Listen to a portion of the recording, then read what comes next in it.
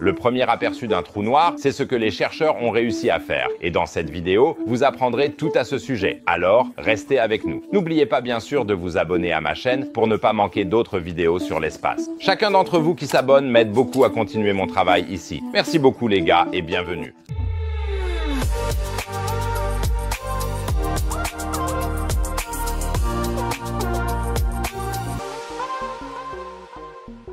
Les trous noirs font définitivement partie des objets les plus fascinants du cosmos pour moi. Et ce n'est pas seulement parce qu'ils jouent un rôle important dans mon film de science-fiction préféré, Interstellar. Leur gravité est si forte dans une certaine zone que même la lumière ne peut plus s'échapper. La limite derrière laquelle la gravité devient absorbante pour la lumière s'appelle l'horizon des événements. La plupart des trous noirs sont très lourds. Mais c'est un préjugé répandu de penser qu'un trou noir doit nécessairement être incroyablement lourd. Il peut également exister des trous noirs qui sont relativement légers, mais leur poids est tellement incroyablement dense qu'un horizon des événements se forme néanmoins dans une petite zone. Mais surtout pour les trous noirs, au centre des galaxies, il s'agit vraiment de poids lourds incroyables. Sagittarius A, SOS-EOS, le trou noir au centre de notre Voie lactée, pèse par exemple 1,3 million de masse solaire. C'est plus lourd que moi après avoir englouti 10 boulettes lors du repas de Noël. Voilà pour les trous noirs en général. Mais comment les chercheurs ont-ils réussi à regarder derrière un trou noir? Après ce que je viens de vous raconter, on pourrait penser que toute radiation, y compris la lumière, est avalée et que, par conséquent, la zone derrière un trou noir devrait être complètement dans l'obscurité pour nous. Albert Einstein a déjà prédit de manière visionnaire qu'il devrait y avoir un effet nous permettant de regarder derrière les trous noirs. Dans sa théorie de la relativité générale, que j'ai bien sûr lue en entier et comprise à 100%, il a décrit qu'il peut y avoir une telle courbure de l'espace-temps que la lumière provenant de l'arrière d'un trou noir est déviée et devient visible à l'avant.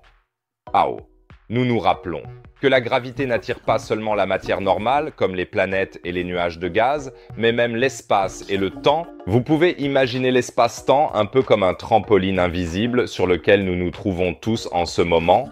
Plus un objet est lourd, plus le trampoline s'enfonce.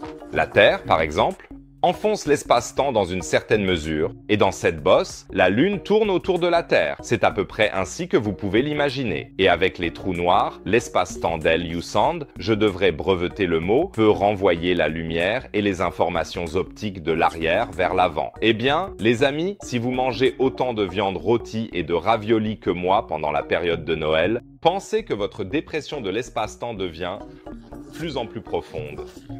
Nous devrions tous faire plus de sport. Cependant, Albert Einstein n'a pas encore pu vérifier cet effet pratiquement. La technologie d'observation du ciel n'était tout simplement pas assez avancée, car même l'existence des trous noirs était à l'époque seulement une théorie absolue.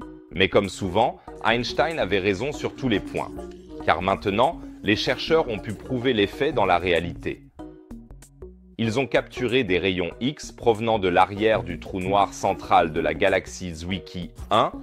Connaissance spécialisée pour tous, Fritz Zwicky était le plus célèbre astronome suisse de tous les temps, et c'est en son honneur que cette galaxie est nommée, qui est située à 800 millions d'années-lumière de nous. Cette observation a été réalisée par l'équipe de l'astronome Dan Wilkins de l'université de Stanford à l'aide des télescopes à rayons X, XMM Newton et NuSTAR. Avec les données de ces télescopes à rayons X, ils ont pu déterminer que les rayons X capturés provenaient du côté du trou noir supermassif dans la galaxie Zwicky 1, tournée vers nous, et qu'ils étaient réfléchis par l'anneau de plasma du trou noir, de sorte qu'ils apparaissaient avec un retard sur le devant, c'est-à-dire le côté tourné vers nous. Vous vous demandez peut-être maintenant quel type de rayonnement s'agit-il? Qu'est-ce qu'un anneau de plasma? Ne devrait-on pas tout absorber, de sorte qu'il n'y ait pas de rayonnement du tout? Autour des trous noirs se forme souvent un disque d'accrétion, c'est-à-dire un énorme anneau de matière qui est en train d'être aspiré dans le trou noir.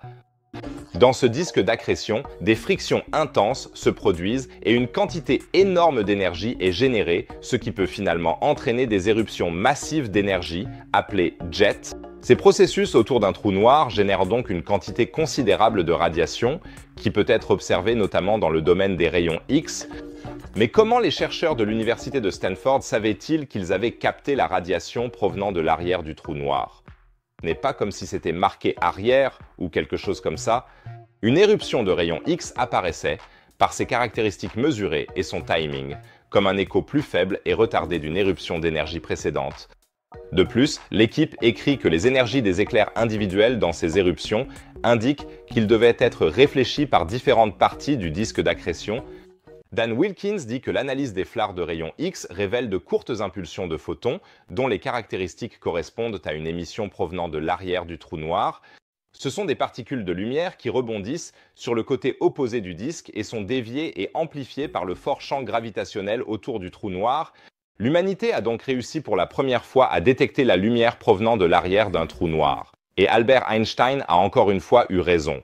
Paix, joie, courbure de l'espace-temps. Et si tu n'en as toujours pas assez du cosmos et des nombreuses découvertes scientifiques, n'hésite pas à cliquer ici à droite et tu trouveras d'autres sujets passionnants. Chaque clic aide la chaîne à se développer. Sinon, je te dis à la prochaine vidéo. Bonne chance à tous.